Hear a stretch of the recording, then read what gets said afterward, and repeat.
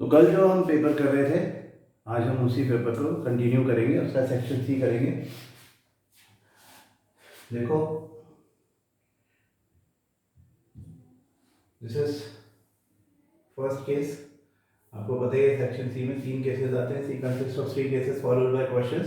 There are a total of 12 questions in this section. Attempt any 10 questions from this section. The first attempted 10 questions would be evaluated. तो case पढ़ने से पहले कि whenever a chemical change occurs, we say that a chemical reaction has taken place. A chemical reaction takes place if there is a change in state, color, or temperature. We can see a large variety of chemical reactions taking place around us. In fact, a chemical reaction involves the breaking and making of bonds between atoms to produce new substances. Which one of the following processes involves chemical reactions? अब इसमें देखें कि chemical reaction इनमें से किसमें हो रही है। तो storing of oxygen gas under pressure in a gas cylinder, इसमें कोई नया substance नहीं बन रहा। Liquefaction of air, ये भी state change है, इसमें भी कोई नया substance नहीं बन रहा। Keeping petrol in a china dish in open, इसमें भी नया substance कोई बन नहीं रहा। Heating copper wire in presence of air at high temperature, इसमें कॉपर का रिएक्शन ऑक्सीजन के साथ हो जाएगा। This is a chemical reaction. A magnesium ribbon is burnt in oxygen to give a white compound X accompanied by emission of light. Magnesium ribbon जब oxygen के साथ में जलता है तो MgO बनता है। X is MgO accompanied by emission of light। हमने कहा था कि dazzling white flame के साथ में मैग्नीशियम रिबन बर्न होती है। If the burning ribbon is now placed in an atmosphere of nitrogen, it continues and burns to form a compound Y. Okay, magnesium oxide को नहीं, बर्निंग रिबन को nitrogen के atmosphere में रख दिया तो मैग्नीशियम की नाइट्रोजन से रिएक्शन हो जाएगी, और मैग्नीशियम की नाइट्रोजन से रिएक्शन भी कॉम्बिनेशन रिएक्शन होगी।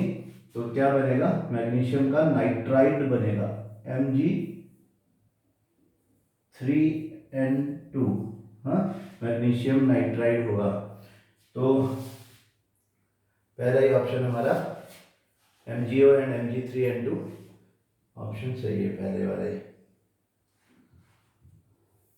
The brown gas evolved on heating of copper nitrate is, brown gas is NO2। ये आपने लेड नाइट्रेट वाले रिएक्शन में देख ही लिया होगा, रेडिश ब्राउन कलर की गैस निकलती है on thermal decomposition of lead nitrate, that is NO2।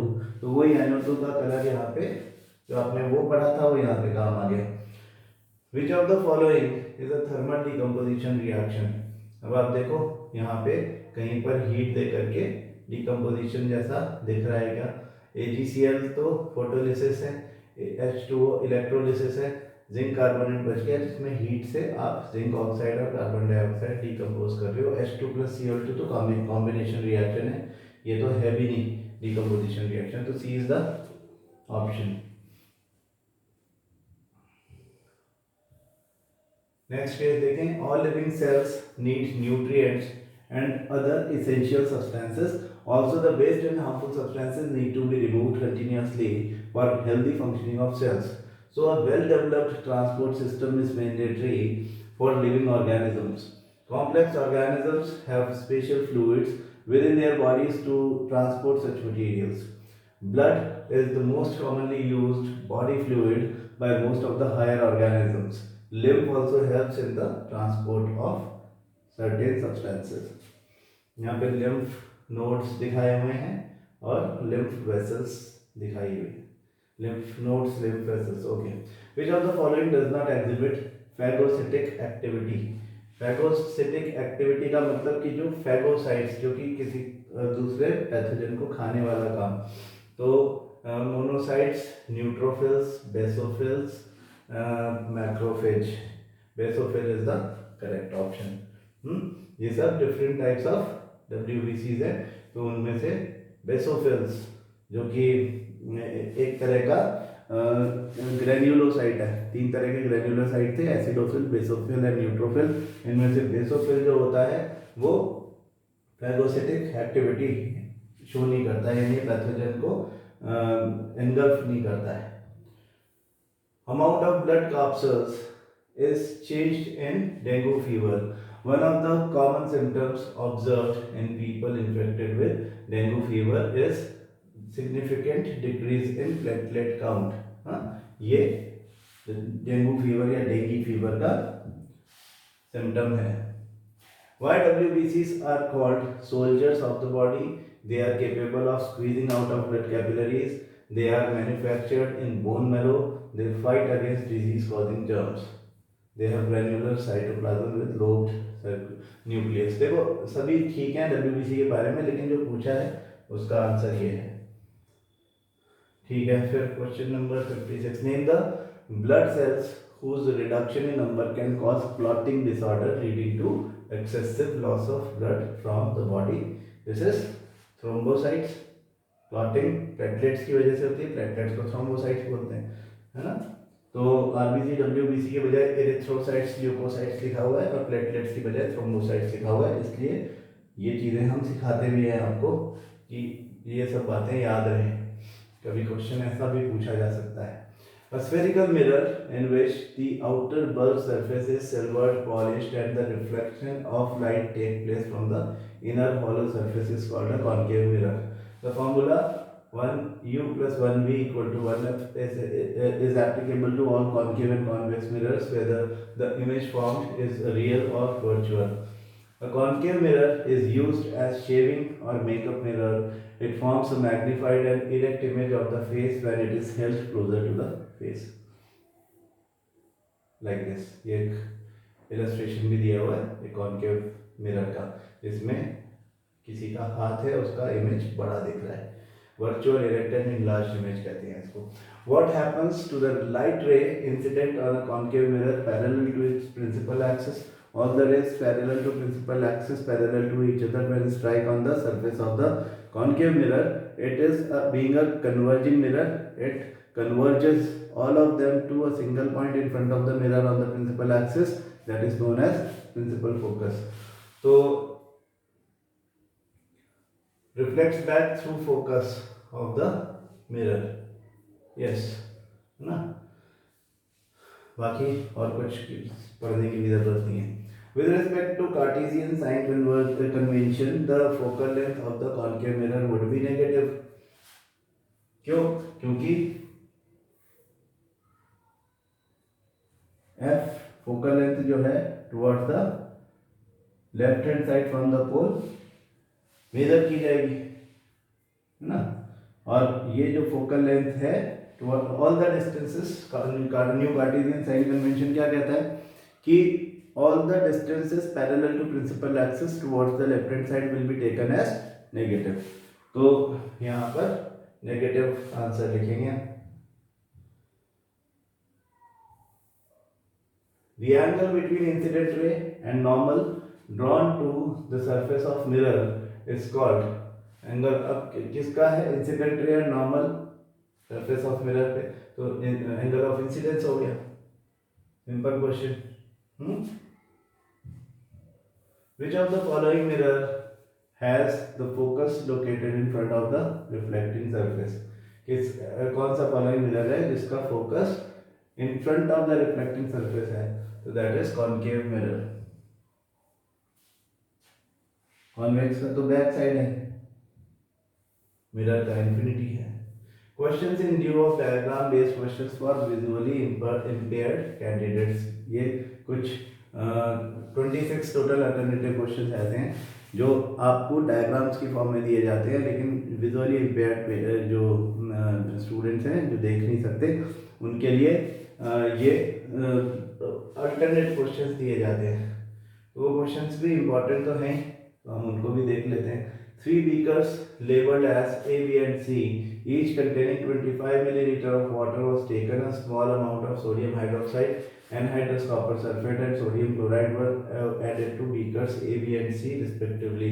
मैंने ये आपको करवाया है मेरे ख्याल से क्वेश्चन.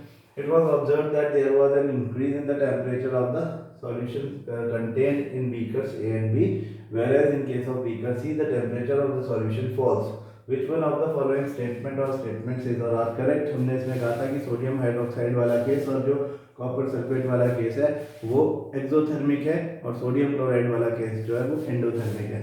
तो in beakers A and B exothermic process has occurred, ये बात सही है। In beakers A and B endothermic process has occurred, ये बात गलत है।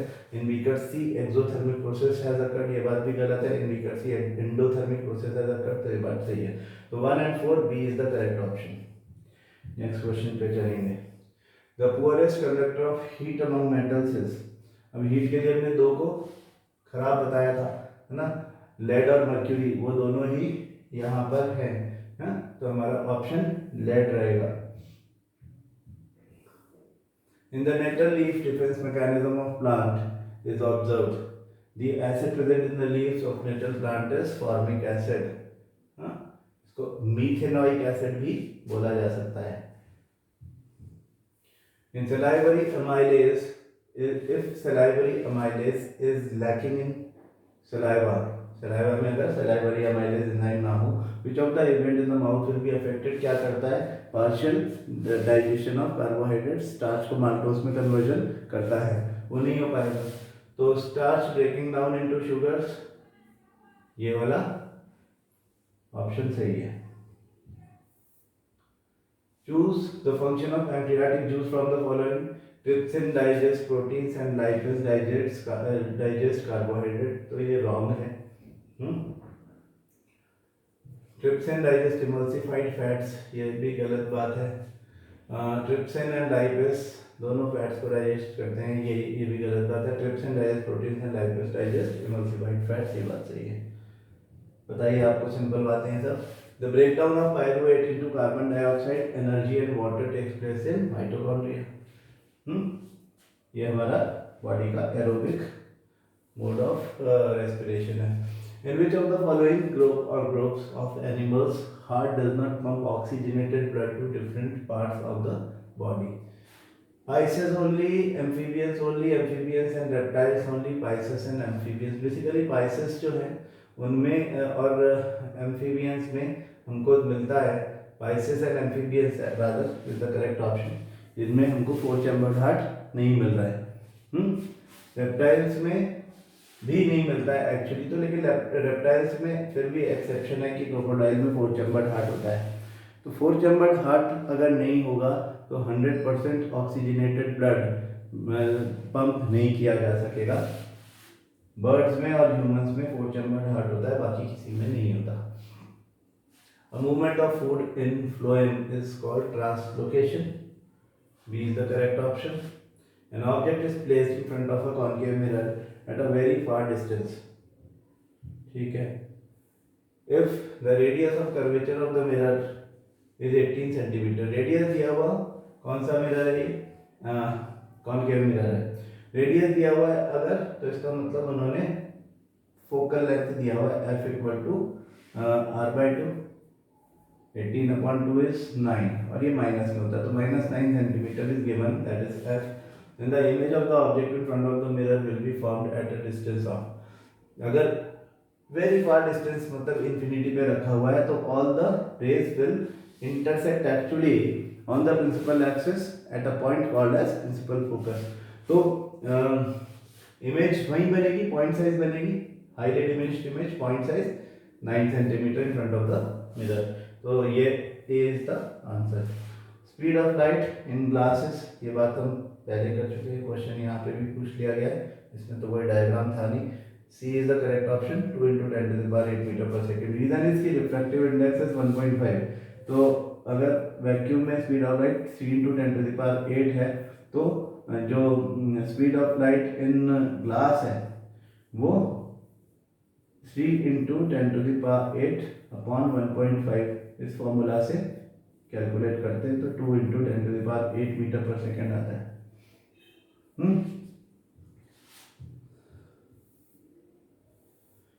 The SI unit of refractive index is a ratio, उसकी कोई SI यूनिट नहीं होती है ना, metre, dioptre, degree, it has no unit, तो D is the correct option. Incident angle of a ray of light is 30 degree, the angle between the incident ray and the reflected rays. क्या बात हो रही है, incident angle of a ray of light, ये normal के साथ में angle है 30 degree, the angle between the incident ray and the reflected raise, reflection हुआ तो ये भी 30 होगा, तो इन दोनों के बीच में एंगल कितना हुआ, 30 + 30 60, C is the correct option.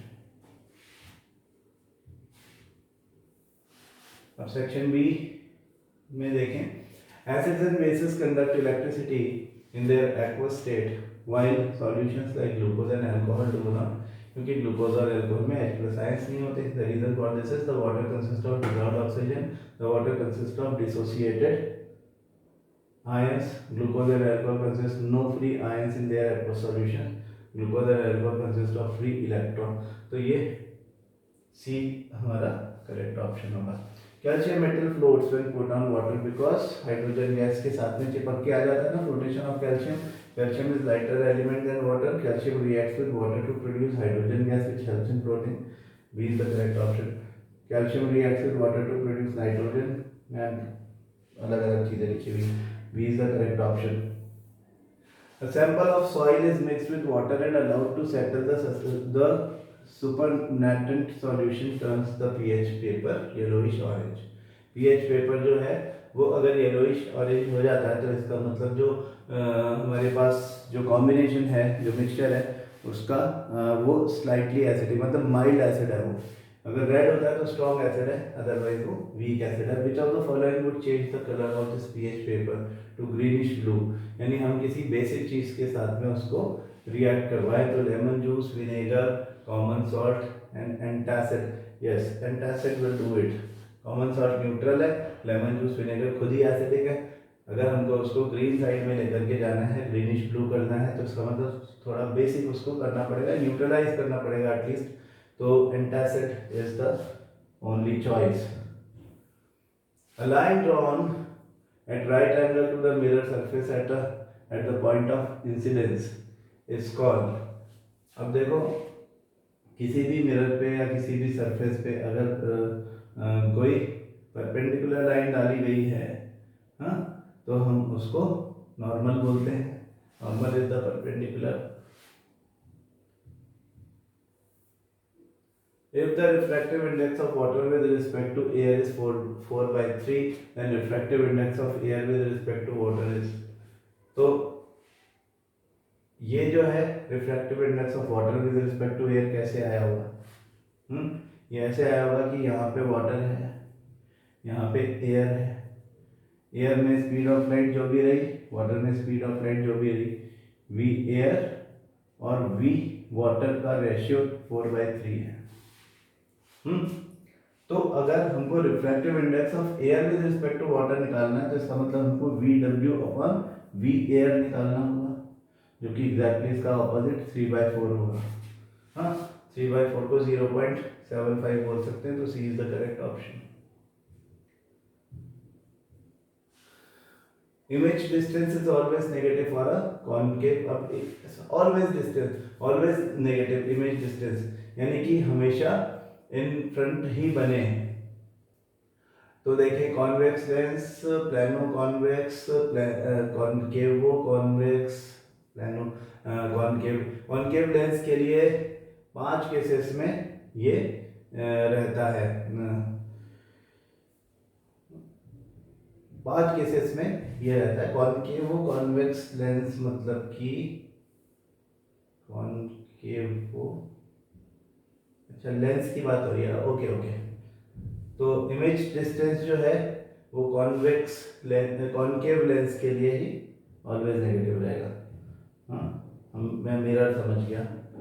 Concave lens जो है वो ऐसा रहेगा, उसके लिए इमेज हमेशा इधर ही बनेगी, बिटवीन एफ एंड ओ, छोटी बनेगी हमेशा। हमेशा डिमिनिश्ड इमेज बनेगी between F and O towards the left hand side, तो ये हमेशा नेगेटिव रहेगा। सेक्शन सी में भी यहाँ पे केस दिया हुआ, some residents of your colony are planning to cut trees to create a place for parking vehicles. Shyam was upset by knowing all this and wanted to do something to create awareness about the importance of trees in human life. In which of the following life processes we are directly dependent on plants? Respiration, circulation, locomotion, excretion. Respiration definitely because we require oxygen for our breathing, and plants regularly emit oxygen as oxygen is a byproduct of the process of photosynthesis. वो अपना खाना तो बनाएंगे ही, खाना बनाएंगे तो oxygen release होगा ही और वो हमारे लिए हेल्पफुल होगा. Name the product of plant necessary for breakdown of glucose.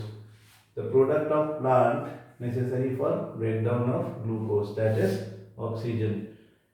ये प्लांट में फोटोसिंथेसिस का बाय प्रोडक्ट है और वो ग्लूकोज के ब्रेक डाउन का काम करता है in the process of respiration. Cellular respiration में यही काम में आता है. Plants exchange gases through stomata. Name the other function of stomata beside gas exchange. Stomata gaseous exchange के अलावा क्या कर सकते हैं? Transportation, transpiration, translocation, transformation. Transpiration is the correct option. Transpiration मतलब removal of water vapors from the aerial parts of the plants, and that happens because of stomata gets open.